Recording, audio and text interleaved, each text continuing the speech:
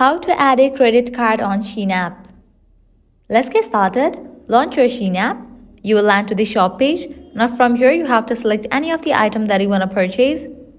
I'm gonna add this one. Select the details of the item. After you are done with selecting the items, head towards the cart section. Click on this cart icon. Now check in for the item that you want to place order for and then click on checkout.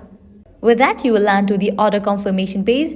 First, you have to type in your shipping address and then select your shipping method.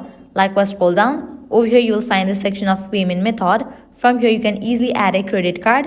So check in for this option of credit or debit card. Click on add a new card. Now you have to fill these details. Firstly, type in your card number and then expiration date, CVV, and then click on confirm.